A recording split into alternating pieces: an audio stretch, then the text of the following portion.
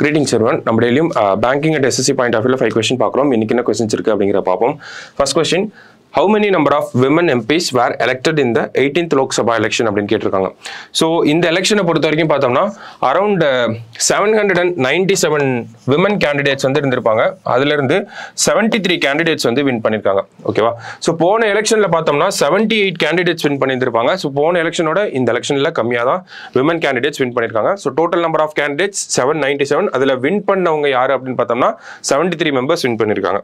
அடுத்தது who became the first person to spend 1000 days in space அப்படின்னு கேட்டிருக்காங்க. So யார் அப்படின்னு பார்த்தோம்னா ஓலெக் கோனோனென்கோ அப்படிங்கிற இவர் தான். ஓகேங்களா? 2008ல இருந்து இப்போ வரைக்கும் இன்டர்நேஷனல் ஸ்பேஸ் ஸ்டேஷன் ISS அப்படின்னு சொல்லுவாங்க. அதுக்கு ஒரு 5 டைம்ஸ் போயிட்டு வந்திருக்காரு. ஸோ ஒவ்வொரு டைமும் 200 days 300 days அப்படின்னு இருந்திருப்பாங்க. So total number of days அப்படிங்கிறது இப்போ 1000 days ஆயிடுச்சு. ஓகேவா? ஸோ இவர் எந்த கண்ட்ரியை சேர்ந்தவங்க அப்படின்னு பார்த்தோம்னா நமக்கு ரஷ்யாவை சேர்ந்தவங்க தான் இந்த ஓலெக் கோனோனென்கோ அப்படிங்கிறவர். ஓகேவா? ஸோ அடுத்தது, who is India's first woman permanent representative to the United Nations retiring after 35 years of service அப்படின்னு கேட்டிருக்காங்க. அதாவது இது ஸ்டாட்டிக் கொஸ்டின் தான். First women permanent representative to UN அப்படின்னு கேட்பாங்க. ஒவ்வொரு கண்ட்ரியும் வந்து அவங்கள ரெப்ரசென்ட் பண்றதுக்காக ஒரு ரெப்ரசன்டேட்டிவா யுனைடெட் நேஷன்ஸ்க்கு அனுப்புவாங்க. அந்த மாதிரி ஃபர்ஸ்ட் விமன் இந்தியால இருந்து யார் போனது அப்படின்னு பார்த்தோம்னா ருச்சிரா கம்போச் அப்படிங்கிற இவங்க தான். சரியா?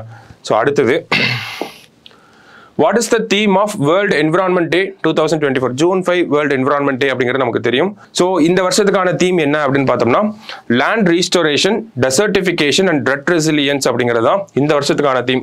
ஸோ இந்த வருஷத்தோட இந்த தீமை யார் கொடுத்துருப்பாங்க அப்படின்னு பார்த்தோம்னா நமக்கு சவுதி அரேபியா தான் கொடுத்துருப்பாங்க. ஓகேவா? ஸோ அவங்க தான் இந்த வருஷம் என்விரான்மெண்ட் டே செலிப்ரேஷன்ஸாக ஹாஸ்ட் பண்ணுறாங்க. ஓகேவா? ஸோ லாஸ்டா, which educational institution has ranked first for the 13th consecutive time in QS University Rankings? Quacquarelli Simons அப்படின்னு சொல்லுவாங்க. இந்த QS அப்படிங்கிறது ஸோ ஒரு லண்டன் பேஸ்டு ஆர்கனைசேஷனாக இருக்காங்க. அவங்க இந்த யூனிவர்சிட்டி ரேங்கிங்ஸ் அப்படிங்கிறத அடிக்கடி ரிலீஸ் பண்ணிட்டே இருப்பாங்க. அந்த வகையில் 13th டைமா இந்த ரேங்கிங்ஸ்ல ஃபர்ஸ்ட் பிளேஸ்ல இருக்கிறது யார் அப்படின்னு பார்த்தோம்னா மேசச்சூசெட்ஸ் இன்ஸ்டிடியூட் ஆஃப் டெக்னாலஜி அவங்க தான். ஓகேவா? ஸோ இந்தியாவில இருந்து யார் ஃபர்ஸ்ட் பிளேஸ்? இந்தியாவில இருந்து ஒரு 46 எஜுகேஷனல் இன்ஸ்டிடியூஷன்ஸ் வந்து இருக்காங்க. இந்த 46ல யார் ஃபர்ஸ்ட் பிளேஸ்ல இருக்காங்க அப்படின்னு பார்த்தோம்னா IIT மும்பை வந்து ஃபர்ஸ்ட் பிளேஸ்ல இருக்காங்க.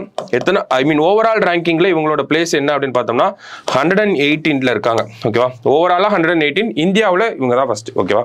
ஸோ இன்னைக்கு ப்ரிலிம்ஸ் பாயிண்ட் ஆஃப் வியூல ஒரு 5 கொஸ்டின் பார்த்துருக்கோம். நாளைக்கு 5 கொஸ்டின்ல மீட் பண்ணலாம். தேங்க்யூ.